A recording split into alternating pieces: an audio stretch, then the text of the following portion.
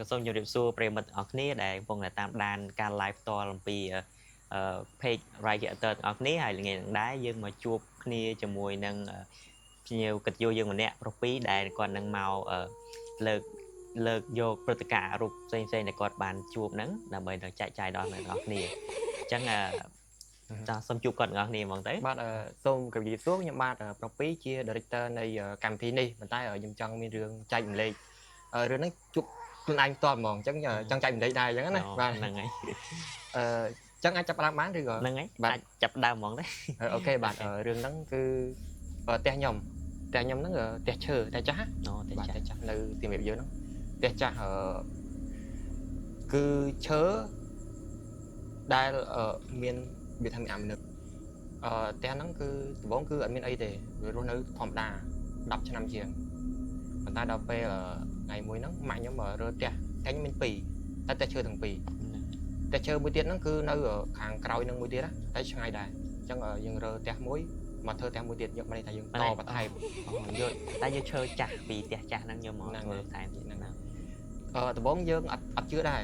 ហ្នឹងហើយគេថាផ្ទះថ្មីហ្នឹងគឺមានខ្មោចគេថាឲ្យលេខឆ្នោតអីចឹងណាដំបូងគឺផ្ទះបងខ្ញុំទិញម៉ាក់ខ្ញុំទិញពីបងខ្ញុំអញ្ចឹងណាតែគេជួយបងខ្ញុំជួយលេខឆ្នោតលេខអីចឹងប្រាប់គាត់ត្រង់ហ្មងឬក៏ចោលចូលផ្ទះចោលអីប្រាប់ហ្មងសុំនិយាយរឿងបងខ្ញុំតិចបងខ្ញុំថ្ងៃហ្នឹងមានចោលចូលផ្ទះដល់ពេលចោលចូលផ្ទះគេមកខ្សឹបប្រាប់បណ្ដោយគេខ្សឹបប្រាប់គាត់ថាអូមានចោលចូលផ្ទះគេប្រាប់ចឹងប្រាប់ខ្សឹបភ្លាមហ្មងភ្លាមពេលយប់ហ្នឹងទៅបងខ្ញុំគាត់អត់ជឿដែរប៉ុន្តែដល់ពេលគាត់សម្រេចចិត្តថាចេញទៅមើលចោលមែនប៉ុន្តែអត់អីណាអត់អីគាត់អត់ហ៊ានគាត់សុកចិត្តសង្ងំគាត់សង្ងំក្នុងផ្ទះតែចោលនឹងវាអត់ធ្វើបាបទេវាលួចតាវាថាលួចតកង់លួចអីទេអាកណ្ដោកង់អាគុយអីវាលួចទូអីយកចេញអស់អញ្ចឹងណាតែចោលមែនតែវាថាវាអត់ធ្វើអីទេដល់ពេលតាំងពីហ្នឹងមកឥឡូវចូលសាច់រឿងផ្ទះខ្ញុំរើឈើនឹងមកប៉ុន្តែអារឿងមុនហ្នឹងរឿងដែលចោលចូលលួចហ្នឹងរឿងផ្ទះថ្មីទៅនៅផ្ទះចាស់ផ្ទះថ្មីផ្ទះថ្មីបាទផ្ទះឈើហ្នឹងបាទយើងរើហើយមកហ្នឹងហើយរើចឹងដល់ពេលបន្ទាប់ពីហ្នឹងមកយើងក៏រើពីផ្ទះថ្មីមកផ្ទះចាស់យើងយកតែឈើទេយកឈើមកតផ្ទះចាស់យើងឲ្យវាធំមានអីញាក់សាច់វាស្គាល់តែបងខ្ញុំវាជួយតែបងត្រីខ្ញុំតែបងត្រីខ្ញុំគាត់អុចធូបអុចអីដល់ពេលប៉ះខ្ញុំអត់អុចធូបទេម៉ាក់មកគ្រួសារខ្ញុំអត់អុចធូបទាំងអស់ដល់ពេលបងខ្ញុំគាត់ពីចឹងថ្ងៃបនថ្ងៃផ្សិលថ្ងៃអីគាត់សែនគាត់អីដល់ពេលខាងខ្ញុំអត់សែនទេដល់ពេលចឹងទៅខ្ញុំសុំប្រហែលតិចម៉ាក់ខ្ញុំអ៊ីស្លាមបាទដល់ពេលចឹងគាត់អត់សែនអត់អីទេដល់ពេលចាប់ផ្ដើមមានរឿងហ្នឹងគឺខ្ញុំជួបតែខ្ញុំទេមកផ្ទះហ្នឹងលងតែខ្ញុំហ្មងហើយម្នាក់ហ្នឹងឯងពេលមួយហ្នឹងខ្ញុំពីច្រើនលោកខ្ញុំពេលថ្ងៃពេលខ្ញុំគាត់រៀនទី12ដល់ពេលទី12ពេលមកពីរៀនខ្ញុំតែងតែដេកជួយដេកមកពីរៀនពេលព្រឹកឡើងដេកអត់ឆ្អែតដេកតដល់ពេលដេកតមកសកាត់យកហ្មងហើយវាចេះបាត់សកាត់មួយថ្ងៃក៏យើងមិនថាអីដែរគាត់រាល់ថ្ងៃឲ្យតែដេកពេលថ្ងៃពេលយប់អត់អីទេតែពេលថ្ងៃមកហើយខ្ញុំដេកក្រំថ្នឹមផ្ទះហក់មកពុបតែមិនសម័យពីម៉ៃមិនអីជន់ហើយយើងដឹងខ្លួនហើយយើងនៅតែឃើញទៀតហ្នឹងមានថ្ងៃមួយហ្នឹងអាហ្នឹងឈុតធំមកដល់ហក់មកជន់ខ្ញុំពុបខ្ញុំថប់ទៅហើបតែហ្នឹងខ្ញុំយកសពទេតែខ្ញុំបើកភ្នែកមកឃើញហ្មងនៅចុងជើងឃើញចុងជើងមនុស្សស្រីហើយម្នាក់ហ្នឹងទៀតថ្ងៃក្រោយទៀតគ្រាន់តែខ្ញុំដេកហើយខ្ញុំនិយាយថាអាលីវខ្ញុំបើកភ្នែកឡើងវិញណាយើងងើបពីដេកពេលថ្ងៃលើកនេះឃើញមកមួយទៀតហើយជុតលបាំពាក់ជុតលបាំហើយរំក្នុងប្រគុណហ្មងរំទាញរំដៃចេះទាញឡើងវែងណាឃើញហើយវាថាធ្វើយើងខ្លាចហ្មងមុខអីហ្នឹងអូយគិតបើនឹកឃើញអាការហ្នឹងកាយយើងអារម្មណ៍យើងឥឡូវវានៅតែផ្ញើបាទអានេះតាមខ្ញុំគិតទេដោយសារឈើហ្នឹងយកមកគឺមានជាប់ជាមួយឈើហ្នឹងមកអញ្ចឹងឡើងឈើមកពីណាវិន័យទេអញ្ចឹងណាអញ្ចឹងក៏វាមកតាមឈើហ្នឹងទៅហើយវាមានមួយទៀតម្នាក់ហ្នឹងទៀតគ្រួសារខ្ញុំអាចមិនមែនជាជំនាញផ្ទះណាអត់ទេជំនាញផ្ទះខ្ញុំ ជំនាញតែខ្ញុំអត់ដែរឃើញទេតាំងពីខ្ញុំទូចមកចាំ5 10ឆ្នាំអត់ដែរឃើញទេតែតែយកឈើងអស់ភ្លាម អូ រឿងរ៉ាវរហូតឡើយមិនទៅរឿងរ៉ាវអីប៉ះពាល់ដល់យើងហើយរឿងរ៉ាវហ្នឹង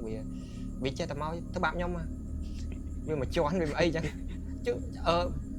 ចូលជើង ហ្នឹង ជើងមួយជន់ជន់ពូខ្ញុំនិយាយមែនអញចុកគេអូនិយាយតែឡើងអាចជិតបាំមកកត់ផងអីផងជន់យកហើយឡើងឆ្អល់ដូចចុកមែនតើអញ្ចឹងតែហ្នឹងយកសពឯងពេលដេកថ្ងៃទៀត តែពេលភ្ញាក់មកឃើញមែនទេ អត់ឃើញពេលហ្នឹងអត់បានងើបទេបានឃើញគ្រាន់តែពេលហ្នឹងខ្ញុំដេកអាហ្នឹងថ្ងៃផ្សេងទៀតណាគឺនិយាយចាំវាជន់ខ្ញុំរាល់ថ្ងៃហើយខ្ញុំឆ្ងល់មួយទៀតបែរជាមិនដឹងមិនយ៉ាងដូចចង់តែដេកពេលថ្ងៃហើយតែដេកគេធ្វើបាបរហូតដូចថាទៅអត់គិតក្នុងចិត្តថាអញតែដេកគេធ្វើបាបហើយអញអត់ដេកទេតែដឹងមិនចិត្តតែងុយដេកថាអានេះលេងខ្ញុំឡើងឆ្អល់ងើបឡើងឆ្អល់មែនទេជឿទេអត់និយាយកុហកទេឆ្អល់មែនចុកឡើងចុកពួរចេះអីអាពេលយកសក់ហ្នឹងគេក៏ត្រាំចេះយកជើងមកតងន់ជើងគេបុកទិញតអូចង់តែងើបអត់កើតអញ្ចឹងហើយវិធីសាស្ត្រខ្ញុំដែលចេញពីយកសពបានគឺខ្ញុំមានតែសូត្រធម៌ សុទ្ធតនឹងយកសព ហើយសូត្រខលរហូតហ្នឹងដូចថាយើងភ័យពេកហ្នឹងតែឈួតអីវាចង់ដេកពេលថ្ងៃតបឡាប់អត់យកតែពេលយកអត់អីវិញមកតែពេលថ្ងៃទឹកហ្មងពេលមួយហ្នឹងម៉ាក់ខ្ញុំទៅព្រះវិហារទៅប្រាសាទព្រះវិហារទៅម៉ោងព្រលឹមម៉ោង 4 អីហ្នឹងចេញពីសៀមរាបទៅពេលហ្នឹងផ្ទះហ្នឹងឈើហ្នឹងរៀបអស់ហើយណាអាហ្នឹងរៀបដំបងខ្ញុំសុំដោយថាមិញខ្ញុំនិយាយកាត់ដល់ថ្ងៃនេះដំបងគឺពេលហ្នឹងម៉ាក់ខ្ញុំទៅព្រះវិហារហើយក្មួយខ្ញុំក៏មានសក្រង់ជើងហ្នឹងពេលដើរទៅវាលឺត្រឹងមែនទេអញ្ចឹងរាប់ព្រឹកក្មួយខ្ញុំវាអញ្ចឹងវាលឺធម្មតាទេប៉ុន្តែថ្ងៃហ្នឹងខ្ញុំដេកម្នាក់ឯងហើយម៉ាក់ខ្ញុំទៅព្រះវិហារអស់ហើយត្រាប់តែពេលខ្ញុំងើបពីគេងខ្ញុំលឺសលេងសរុបជើងដើរពីឈើថ្មីហ្នឹងមកខ្ញុំហើយលឺសក្រង់ជើងត្រឹងមកចិត្តទៅក្នុងចិត្តខ្ញុំគិតចេះខ្ញុំដេកខ្ញុំគិតថាក្មួយអញទេដល់ពេលគិតត្រាប់តែពេលហ្នឹងនឹកឃើញអញម៉ាក់ប្រាប់យកមិញគាត់ទៅព្រះវិហារចឹងមិនលឺសក្រង់ជើងបើកភ្នែកងើបមកបើកប្អូចតែខ្ញុំបិទប្អូចវាល្ងឹតងើបបើកប្អូចយ៉ាងលឿនឲ្យពលឺចូលគេថាពលឺចូលមិនខ្វាច់លោហ្នឹងវិញមានពលឺទៅវាអត់ទៅខ្លាចខ្មោច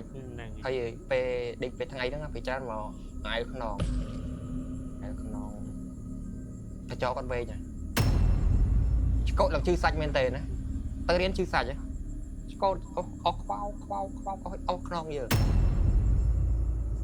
តែអត់ស្នាម តែមានស្នាមមែនទេណាមិនដឹងតាតែខ្ញុំបើឆ្មាក៏អត់មានដែរអត់បាក់ដែរចាំឆ្មាចាំអីទេតែស្អីគេឆ្កោតដែរបោកអស់ថាវាលេងតែខ្ញុំទេម៉ាក់ខ្ញុំអីក្មួយខ្ញុំអីអត់ទាំងអស់ចឹងវាលេងតែខ្ញុំបាត់ហើយរឿងនេះគឺចប់ប៉ុណ្ណឹងហើយគឺបើខ្ញុំតាមចារ៉ាប់គឺខ្មោចនេះខ្មោចអ្នករលបាំពីបារាំងអាចថាប្រវត្តិឈើនឹងអីមិនទៅយើងអត់ដឹងណាពីដើមមកហ្នឹងហើយអាចដែរព្រោះយើងអត់ដឹងថាឈើហ្នឹងមកពីណាមកពីណីទៅយកមកគឺយើងសាងសង់តែបដ ாய் គាត់ថាគឺមានដោយតាមឈើហ្នឹងហ្មងបាទប៉ុន្តែពេលបងស្រីគាត់វិញជួបរឿងល្អវិញស្ញាត់រឿងគាត់និយាយចំមានឈើហ្នឹងគាត់រលុយបានហើយគាត់និយាយថាជួយគាត់ប្រាប់គាត់រហូតអញ្ចឹងចិត្តល្អជាមួយគាត់តែមកធ្វើបាបខ្ញុំធ្វើបាបខ្ញុំដងហត់មកលេងយើងណាមកលេងរហូតផ្ទះនោះហើយមានមួយរឿងទៀតរឿងទី 2 នៅសាលាមួយនៅក្នុងខេត្តចឹងណាហើយខ្ញុំរៀនកាលហ្នឹងខ្ញុំយកចិត្តឡើងជាន់ទី 3 ឡើងលេងឡើងមួយវត្តភ័ក្រតែថ្ងៃហ្នឹងដឹងកើតអីចង់ឡើងទៅម្នាក់ឯងចឹងណាតែដល់ពេលឡើងទៅខ្ញុំជួបម្នាក់ខ្ញុំមួយទៀតតំណាងល្អដែរពេលហ្នឹងដល់ពេលលេងអីលឿននឹងមួយវាលេងចុះលេងឡើងស្រាប់តែ10 ម៉ោងទៅវិញយើងចុះហើយណាហើយសូមបញ្ជាក់ទីអាគារហ្នឹងមានអ្នកលោតអូហ្នឹងហើយបាទនៅពេលចឹងខ្ញុំស្រាប់តែដើរចុះវាឃើញរត់តែអាវសខ្ញុំនៅអាគារមួយហើយអាហ្នឹងអាហេតុការណ៍ហ្នឹងអាគារទៀតទេគេមួយទៀត អត់មាននៅជាប់គ្នាទេមកគេគ្នាអញ្ចឹងណាដល់ពេលយើងដើរចូលវិញស្រាប់តែឃើញរត់ពីចង្អាយឧទាហរណ៍ថាអានេះខ្ញុំនៅនេះនោះវារត់នៅនោះរត់អាគារនោះអញ្ចឹងរត់លឿនហ្មងវាអាវសគឺ អាសដូចសិស្សសាលាយើង យ៉ាអាវសប៉ុន្តែវាថាមានអីក្របដែរអញ្ចឹងដូចក្របអីរត់អញ្ចឹងហើយវាចេះទៀតរត់ដល់កន្លែងណាកន្លែងហ្នឹងប្អូចហ្នឹងត្រូវបិទដូចមិនខ្យល់អាកណាត់សហ្នឹងដល់កន្លែងណាប្អូចឡើងបិទលឹបដូចរឿងអញ្ចឹងបិទលឹបដូចមនុស្សយើងយកដៃទៅវាយអញ្ចឹងតែគាត់អត់មានយកដៃវាយទេថាគាត់រត់ប្អូចហ្នឹងបិទជិបខ្ញុំសួរពុកម៉ាក់ខ្ញុំតាមអត់ដឹងហ៎ទោះវាអត់ដឹងទេតែខ្ញុំឃើញខ្លួនឯងឃើញគឺច្បាស់នឹងភ្នែកបងបើសិនខ្ញុំឃើញកណាត់សថាខ្ញុំច្រឡំភ្នែកហើយប៉ុន្តែអានេះឃើញប្អូចបិទតាមអ្វីដែលគាត់រត់ដល់ណាប្អូចបិទដល់ណាប៉ុន្តែមកដល់ចិត្តយើងបាត់ឆឹងអត់ឃើញអីហ្នឹងគឺវាចឹងហើយឥឡូវខ្ញុំសុំបន្ថែមមួយរឿងទៀតបានរឿងហ្នឹងការខ្ញុំនៅទូចធម្មតាគេនិយាយអីយើងចេះខ្លាចខ្ញុំតែហ្នឹងវាការប៉ັດមែននៅរឿងឈើទៀតហីឈើហ្នឹងគឺខាងស្ថានភាពហ្នឹងគឺឈើសុទ្ធតែម្ដងអត់ប្រើថ្មឲ្យប្រើឈើពេលអញ្ចឹងទៅឈើគេទៅឈើល្អគេល្បីតែមានខ្មោចអត់ជឿមកភូមិហ្នឹងអ្នកជឿនៅអ្នកអត់ជឿនៅតែអត់ជឿតែគ្រួសារខ្ញុំអត់ជឿទេតែថ្ងៃមួយហ្នឹងផ្ទះខ្ញុំវានៅមាត់ផ្លូវហើយផ្លូវហ្នឹងវាអត់តាន់ធ្វើទេផ្លូវដីដល់ពេលអញ្ចឹងទៅអាទិគោនៅក្នុងស្ថានភាពហ្នឹងគេតែងដាក់មួយទិគោហើយទិគោនោះមានកណ្ដឹងដាក់ឃើញអត់អាទិគោមានកណ្ដឹងគោហើយអត់មានគោទេតែអាហ្នឹងលឺអ្នកធ្វើការហ្នឹងនិយាយគេថាឃើញគួយឃើញអីលើអាទិគោអីចឹងទៅហើយជឿទេតែច្បាំងភ្នែកច្បាំងអីចឹងទៅតែថ្ងៃមួយហ្នឹងពេលយប់ខ្ញុំដេកមួយប៉ាខ្ញុំដេកក្នុងរោងលក់អីចឹងណានៅខាងមុខផ្ទះខ្ញុំនៅខាងក្រោយហើយរោងនៅមុខលឺតលេងកណ្ដឹងគោរត់កាត់មុខផ្ទះមកហើយមិនរត់ម្ដងណាមកយប់ហ្នឹង 3-4 ជុំរត់ចឹងណារត់ទៅចឹងទៅបាត់ដូចវាពងឆ្វែលចឹងហើយព្រោះអីផ្ទះខ្ញុំវាចេះវាមានកន្លែងឆ្វែលចេះចឹងណាឆ្វែលជុំវិញដីទៅលឺតលេងកណ្ដឹងគោរត់ឲ្យទៅដល់មុខផ្ទះខ្ញុំលឺតាំងតលេងគោលឺតាំងតលេងកណ្ដឹងតែលឺតលេងមនុស្សអីទេគាត់ថាអាណាគេបកអាទិគោមកសោះហ្នឹងអាទិគោបើភូមិមានតែមួយហ្នឹងទៀតយល់អត់ហ្នឹងហើយអូយហើយថាគេនឹងបាញ់និយាយទេគេថាឃើញបញ្យ៉ងជើងបញ្យ៉ងអីពីលើដើមឈើមានដែរអាហ្នឹងគេទេតែខ្ញុំជួបតែតលេងទេលេតែគោលេតែគោតលេងកណ្ដឹងទុំរត់ចឹងមានគេបហើយយើងគិតមើលស្មើម៉ោង10អីមិន10អីហ្នឹងមានអាតបអាទិគោហើយយើងដេកអស់ចឹងណាឥឡូវខ្ញុំសុំ invite ខាងភ្លើងគាត់មានរឿងចែកម្លែកក្នុងភូមិគាត់រឿងអេមដែរហ្នឹងគេចឹងអបសូននេះរឿងពិសេសតិចពិសេសគឺសិតតាខាង team live stream តែម្ដងហ្នឹងបាទជំរាបសួរបងជំរាបសួរហើយហ្នឹងហើយថ្ងៃហ្នឹងយើងពិសេសដោយសារអបសូនហ្នឹងយើងមានក្រុមការងារ live stream គាត់ទាំងពីរអ្នកដើម្បីមកចែករំលែកបទពិសោធន៍ដែលគាត់ជួបផ្ទាល់តែម្ដងហើយថ្ងៃហ្នឹងបងសូមជួយណែនាំខ្លួនទៅហើយអាចចែករំលែករឿងអីដែរបងខ្ញុំបាទឈ្មោះ Vanet ខ្ញុំបាទខាងក្រុមការងារ live stream ដែរហើយផ្នែកភ្លើងបាទថ្ងៃហ្នឹងមានអីមកចែករំលែកដែរបងរឿងថ្ងៃនេះខ្ញុំមានរឿងខ្លះទាក់ទងនឹងខ្ញុំពីក្មេងដែលខ្ញុំក៏បានឃើញនៅសាលាឬក៏នៅផ្លូវចូលផ្ទះខ្ញុំអញ្ចឹងណាហ្នឹងហើយបាទឥឡូវចាប់ដើមនិយាយពីផ្លូវចូលផ្ទះខ្ញុំមុនហ្នឹងពីដំបូងឡើងការខ្ញុំដែលនៅក្មេងៗហ្នឹងការក្មេងៗហ្នឹងផ្ទះខ្ញុំផ្ទះចាស់នៅយើងក្រោយគេអញ្ចឹងហើយពីមុខហ្នឹងក៏អត់មានគេធ្វើផ្ទះទេហើយនៅជាប់នឹងផ្ទះខ្ញុំនេះគេហៅមានទួលមួយរៀង ឆ្ងាយពីគេយើងឆ្ងាយពីគេអញ្ចឹងអាចជាហៀងហ្នឹងវាមានកុំសីមួយនឹងជាប់ជាមួយដើមឈើខ្លះហើយអ្វីដែលពិសេសហ្នឹងដើមឈើហ្នឹងមានអ្នកនៅហ្នឹងតែដឹងថាជាអីហី មានគេកាន់គេអីហ្នឹង ហ្នឹងហើយដើមហ្នឹងគឺដើមស្ដៅហើយកាលហ្នឹងដែលខ្ញុំនៅក្មេងហ្នឹងចេញទៅរៀនសាលារៀនអង់គ្លេសហ្នឹងពេលដែលខ្ញុំជិះកង់ចូលអាផ្លូវហ្នឹងឃើញតែឃើញមនុស្សស្រីគេជត់សតែគឺអត់សូវច្បាស់ទេឃើញយើងរៀង ស្ទង់ស្ទង់ ស្ទង់អញ្ចឹងដូចយើងមករៀនខ្ទង់ម៉ោង7 8អត់ចាំទេកាលហ្នឹង យប់ដែរអញ្ចឹងមក ហ្នឹងប៉ុណ្ណឹងដែរឃើញវាមើលទៅដូចជាវាអង្គុយស្បិតសក់សិតសក់អញ្ចឹងណា បាទ ហើយតែពេលហ្នឹងមកយើងឃើញក៏ខ្លាចហើយយើងស្រែកហៅម៉ែយើងនៅក្នុងផ្ទះមកជួយអញ្ចឹងណាកាលហ្នឹងយើងធម្មតាមិនអត់ដែរឃើញឯលើកទី1តែពេលហ្នឹងក្មេងដែរទៅពេលអញ្ចឹងទៅក៏ឃើញក៏ហៅគាត់ឲ្យមកយកទៅ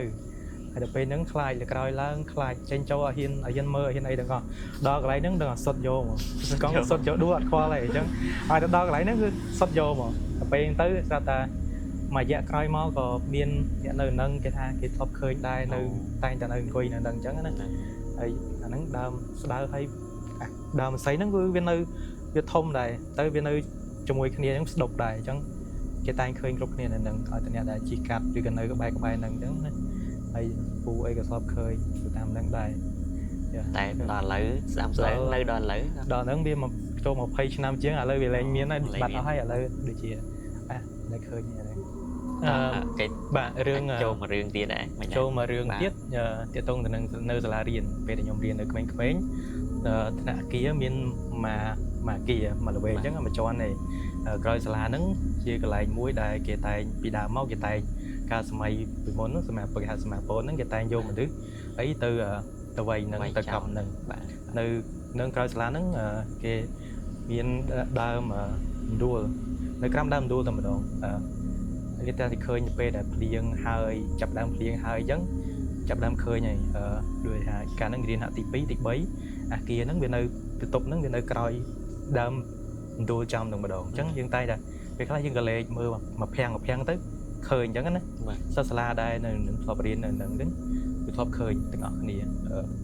ពេលដែលភ្លៀងហើយគឺចាប់ដើមឃើញហើយឲ្យឃើញផ្លេតទៅជួនកាលនៅក្រោមហ្នឹងជួនកាលនៅលើអញ្ចឹងដូចវាដើមហ្នឹងវាអត់មានត្រង់ឯដើមហ្នឹងវារាងកោងចាយល់សាលារៀនហ្នឹងវាពីមុនមកគេតែមានរឿងអីច្រើនអាហ្នឹងអត់ដឹងថាវាកើតអីខ្លះទាក់ទងនឹងសម័យមុនអញ្ចឹងណាហើយមួយទៀតនៅក្រៅសាលារៀនដែរប្រឆិតយើងពីរឿងប្រឆិតទៅខាងលិចសាលារៀនណាកាលហ្នឹងបន្ទាប់ពីភ្លៀងហើយដែរយើងមើលទៅវាឆ្ងាយដែរវាអត់សូវច្បាស់ទេភ្លៀងហើយចេញហ្មងហ្នឹងអត់ដឹងមិនទេនៅហ្នឹងដល់ពេលចាប់ដើមរាំងហើយឃើញឡើងលើដើមម្សៅតែយើងមើលទៅយើងស្ទង់ឯងអត់សូវច្បាស់ទេហើយហ្នឹងពេលហ្នឹងអាភ្លៀងហើយមួយហៅគ្នាមើលព្រាតាមនឹងបណ្ដោយដល់ពេលហ្នឹងគឺយើងឃើញទាំងអស់គ្នាមកថ្នាក់ហ្នឹងឃើញទាំងអស់គ្នាអាហ្នឹងការដែលខ្ញុំធ្លាប់រៀនការនឹងខ្ញុំនៅរៀននិយាយការនៅរៀនណាហើយខ្ញុំមានរឿងមកតមួយទៀតទាក់ទងនឹងការខ្ញុំធ្វើការនៅតែលការតែហ្នឹងវាជាក្រុងដែរវានៅឆ្ងាយពីក្រុងជិតក្បាត់ក្រុងជិតក្បាត់ក្រុងកាលហ្នឹងខ្ញុំតែហ្នឹងក៏តបនឹងបើគេប្រជុំខ្ទង់ការតបាំងបើ operation ដំបូងគឺគេដកខ្ញុំពីកន្លែងដែលនៅជិតក្នុងក្រុងហ្នឹងដើម្បីទៅជួយមើលនៅហ្នឹងគេកាន់នៅហ្នឹងអញ្ចឹងណាហើយការយំភ្ញៀវបើថាវាភ្ញៀវដំបូងវាអត់សូវមានច្រើនទេវាមានតិចដែរអញ្ចឹងវាអត់សូវមានរវល់ច្រើនទេកាលហ្នឹងពេលដាច់ភ្លើងនិយាយពេលដាច់ភ្លើងពេលដែលក្រុមការងារខ្ញុំលក្ខណៈដូចលួចអញ្ចឹងគាត់លួចចេញទៅញ៉ាំអីនៅក្រៅដោយសារអីអត់មានភ្ញៀវផងហើយដាច់ភ្លើងទៀតអញ្ចឹងក៏ក្រុមការងារកាលហ្នឹងខ្ញុំខាង reception ហ្នឹងគាត់ថាគាត់សុំទៅញ៉ាំអីនៅក្រៅផ្លេតដោយសារកាលហ្នឹងភ្លើងហ្នឹងគេមានកំណត់ម៉ោងមកវិញអញ្ចឹងគឺថា1ម៉ោងជាងអញ្ចឹងគាត់មកវិញតនហើយអញ្ចឹងក៏គាត់ដក clear ដើម្បីទៅញ៉ាំអីជាមួយក្រុមការងារទៅខ្ញុំនៅជាមួយក្រុមការងារខ្លះនៅមកផ្លាយទៀតអញ្ចឹងណាហ្នឹងហើយគាត់ឲ្យជួយមើលកន្លែងគាត់ដល់ពេលខ្ញុំដើរទៅមើល plane ដែរទៅកាលហ្នឹងអត់មានភ្លើងអីសោះទៀនមកដើមនៅកន្លែង reception នឹងគាត់ភ្លឺថ្លែស្ទង់ទៀតខ្ញុំដើរទៅឃើញមនុស្សប្រុសមួយរៀងដាំងដើរចូលពីក្នុងមកដាំងហើយចូលហើយដល់កន្លែង reception ហ្នឹងបាត់ជើងបាំងមកខាងសសរហ្នឹងបាត់ជើងបណ្ដោយដល់ពេលខ្ញុំខំស្វែងរកណាគេដើរចូលហ្នឹងដល់ពេល អត់ឃើញចុះអត់ឃើញសោះទៅពេលអញ្ចឹងខ្ញុំឆ្ងល់ខ្ញុំចាប់ផ្ដើមរោមើលទៀតអត់ឃើញទៀតខ្ញុំចាប់ផ្ដើមភ័យបដ ாய் រត់មកវិញខ្ញុំប្រាប់វាតែខ្ញុំឃើញមនុស្សដើរកាត់មុខរីសពហ្នឹងហើយបាត់ឈឹងបដ ாய் ទៅកន្លងមកទៀតក្រោយមកទៀតខ្ញុំបានលឺអ្នកនៅហ្នឹងថាអូគេធ្លាប់ឃើញដែរម្នាក់មានធំណាដូចជាអ្នកនៅនឹងអតាលនឹងដឹងថាគេនៅអីតែអាចចំណាំងឬក៏មិនឬក៏ខ្ញុំអត់ដឹងថាដីពុកដីហ្នឹងពីមុនដីអ្នកភូមិដីស្រែអញ្ចឹងណានៅក្រោយវត្តដែរហ្នឹងហើយ អាចថាចាស់ទឹកចាស់ដីឬក៏អី ខ្ញុំ ហ្នឹង អត់ដឹងច្បាស់ដែរទាក់ទងហ្នឹងរឿងហ្នឹងបន្តមកទៀតមួយរយៈក្រោយមកខ្ញុំបានឃើញភ្លើងមួយនៅកាយនៅអតាលហ្នឹងទៀតនៅដើមស្វាយចំបកោភ្លើងហើយកាលហ្នឹងខ្ញុំនិយាយគ្នាលេងជាមួយក្រុមការងារក្រុមធ្វើការអញ្ចឹងណានិយាយគ្នាលេងទាក់ទងនឹងការងារនិយាយគ្នាសប្បាយដល់ពេលគាត់ចាប់ផ្ដើមចូលទៅក្នុងអស់នៅសល់ខ្ញុំតែឯងខ្ញុំក៏លេងទៅឃើញភ្លើងមួយនៅដើមស្វាយថ្លែដល់ពេលទៅខ្ញុំឃើញកាត់ភ្លើងនោះអត់ស្រួលទេខាងចម្លែកដោយសារវាតំបន់នោះតាមនិយាយទៅបាន អត់មានពូលអត់មានភ្លើងទេ អត់ទៅអភិវឌ្ឍបានទេដោយសារវានៅក្រោយវត្តហើយទៅបើកដំបងទៀតដូចគេធ្វើដូចលក្ខណៈគេហៅ resort អីចឹងវាស្តៀង resort ដែរ boutique កន្លែង resort ចឹងណាវាកាត់ពេលចឹងទៅឃើញភ្លើងទៅខ្ញុំក៏ទៅហៅគឺមានសន្តិសុខមួយហៅគាត់មកមើលទាំងអស់គ្នាទៅគាត់ក៏ឃើញហើយគាត់អត់ខ្លាចទេគាត់ដើរទៅដើរដល់អង្គាហើយខ្ញុំបុកពោះហើយប្រើបុកពោះហើយភ័យដល់ពេលទៅគាត់ដើរលង្គាគៀកមែនតែនហើយដាក់ភ្លើងហ្នឹងហោះទៅបាក់ហោះទៅចូលអាដើមស្វាយនៅក្រៅតែអញ្ចឹងវាហើយវានៅកន្លែងហ្នឹងវាចម្លែកមួយដែរដែលមានខ្ញុំឃើញនៅហើយយកដល់មកទៀតប្រហែលថ្ងៃមកទៀតខ្ញុំឃើញភ្លើងដែលហោះចេញពីដើមស្វាយខាងមុខកែងតាប៊ូទិកហ្នឹងហោះទៅក្រោមដើមស្វាយនៅជាតិអាំងទៅខាងក្រោយអញ្ចឹងដល់ពេលសន្សុកនៅអស់ចិត្តទៀតបបួលខ្ញុំទៅមើលហើយខ្ញុំភ័យអត់ហ៊ានទៅមើលទេដល់ពេលអញ្ចឹងទៅគាត់ហៅហើយណាតែគាត់ហៅហើយក៏អស់ចិត្តទៅមើលជាមួយគាត់ទៀតដល់ពេលទៅមើលទៅអត់មានអីទេដោយសារវាហោះទៅបាត់ហើយប៉ុណ្្នឹងហើយបាទវាហោះចេញពីក្រៅមកចូលក្នុងតែ ពីក្រៅហ្នឹងគឺចូលក្នុងទៅម្ដងហ្នឹងវាយ៉ាងដូចក្នុងហ្នឹងវាអត់ដឹងពាក់ព័ន្ធអីដែរដោយសារកន្លែងហ្នឹងពីមុនមកដីអ្នកភូមិគាត់រស់នៅអញ្ចឹងក៏គាត់បានជួឬក៏លក់តែដើម្បីសាងសង់អគាររឿងប៉ុណ្ណឹងបាទអញ្ចឹងហ្នឹងហើយខ្ញុំអស់ហើយបាទតែប៉ុណ្ណឹងឯងហើយយកយ៉ាងណាដែរបន្ទាប់ពីបានទស្សនានឹងសាច់រឿងទាំងប្រមាណដែរបងណេតហើយនឹងប្រូពីក៏បានលើកឡើងដែរអញ្ចឹងសូមជម្រាបពុកម៉ែបងប្អូនដែរថាកម្មវិធីរបស់យើងគឺលើកឡើងអំពីព្រឹត្តិការណ៍រូបផ្សេងដែលពួកគាត់បានជួបផ្ទះឬក៏បើសិនជាបងប្អូនមើលទៅគិតថាជឿឬក៏មិនជឿក៏មិនជាអ្វីដែរគ្រាន់តែចាត់ទុកវាជាការកំសាន្តតែប៉ុណ្ណោះអញ្ចឹងកម្មវិធីយើងក៏សូមបញ្ចប់ដល់ត្រឹមហ្នឹងបាទសូមអរគុណបាទសូមអរគុណបងអរគុណជំរាបលាបាយបាយ